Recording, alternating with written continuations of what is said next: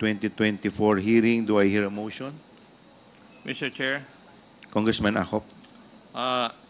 may I move that we dispense with the reading of the minutes of the previous meetings and consider it as approved? So move, Mr. Chair. Is there a second? Duly seconded. Is there any objection? Hearing none, the motion is carried. The reading of the minutes of the previous meeting is dispensed with, and the same are hereby approved.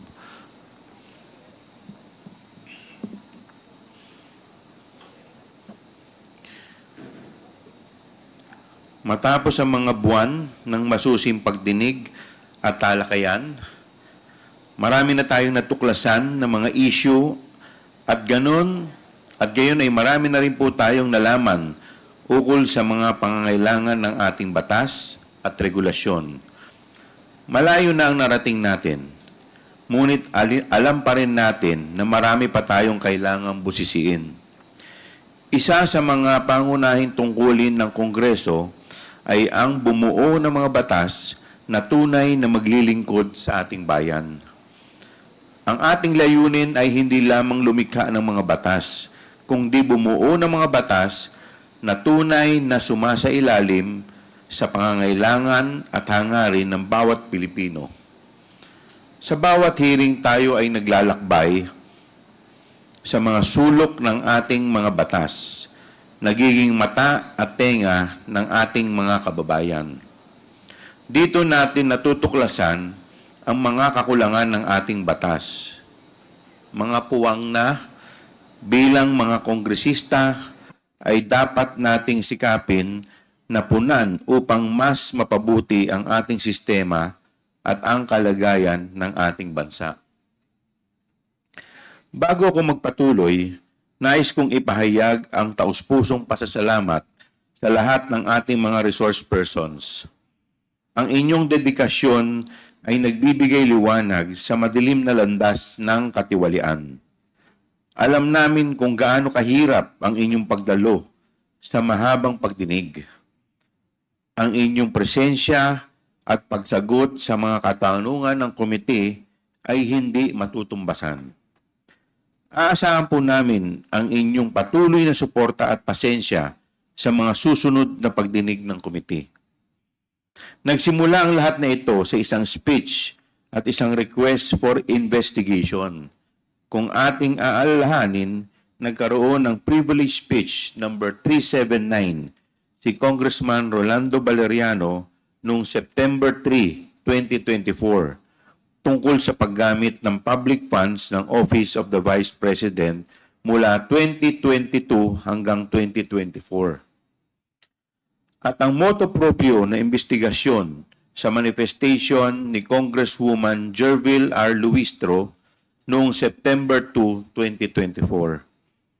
Patungkol sa iba't ibang issue na nakapaligid sa budget ng Department of Education or DepEd.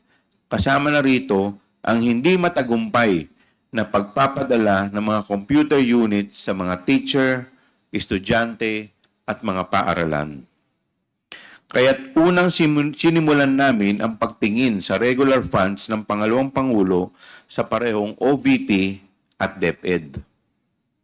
Para sa OVP, tinignan natin ang mga maranyang satellite offices kung ating aalalahanin, nakakabahala na halos kalahati ng budget ng OVP para sa 2023 at 2024 ay napunta sa pagtatayo at pagpapanatili ng mga satellite offices nito sa buong bansa. Ang tanggapan ng Vice President Sara Duterte ay mayroon ding napakalaking budget na 2.3 billion noong taong 2023.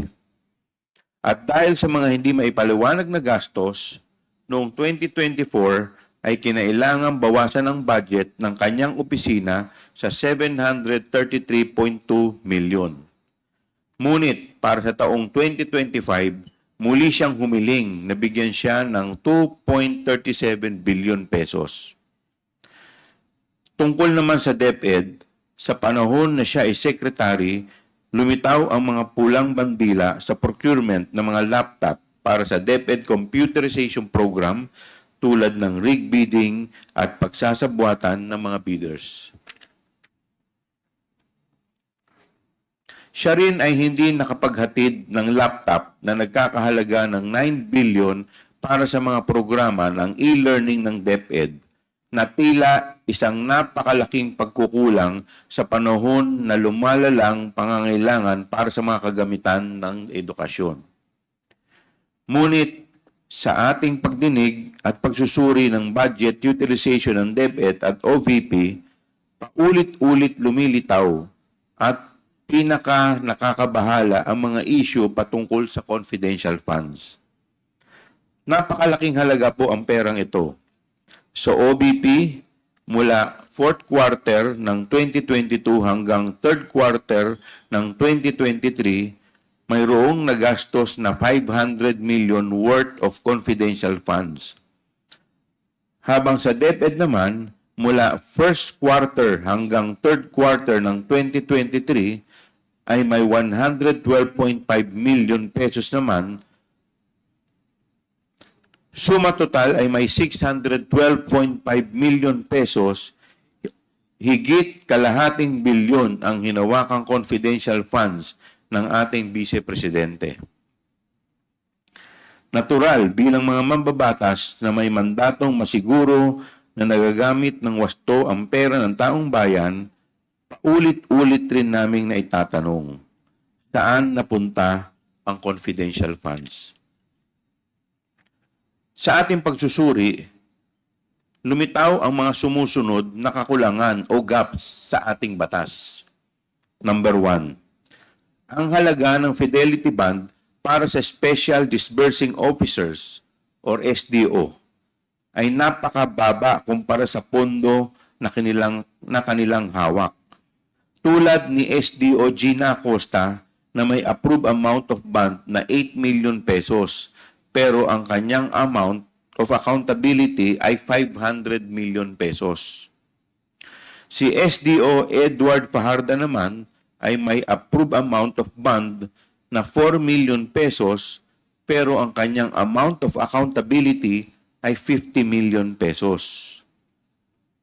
Pagpapatibay ng mga patakaran ng COA tungkol sa budget at mga technical resources. Pangatlo, pinaka nakakabahala rin ay tila walang maayos na sistema o paraan upang masiguro o ma-check o audit ng COA na nasa wasto ang paggasta ng mga confidential funds. At ikaapat, malinaw na mga alituntunin sa mga detalye na dapat isama sa physical and financial plan na dapat ding suriin ng mga ahensya ng pambansang gobyerno at hindi lamang sa Department of Budget and Management. Gayon din, ang kinakailangan ng pagsusumiti ng mas detalyadong ulat under oath ng mga accomplishment and liquidation reports kasabay na ang mga ebidensya ng accomplishment na ito.